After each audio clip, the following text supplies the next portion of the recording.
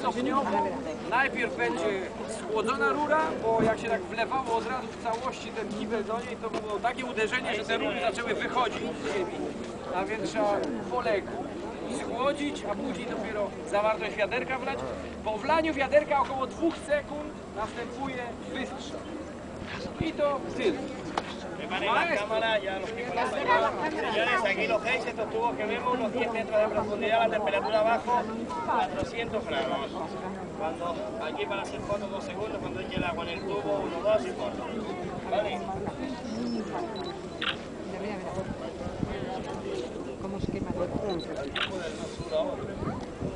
Składza. Bokiem. Gotowi?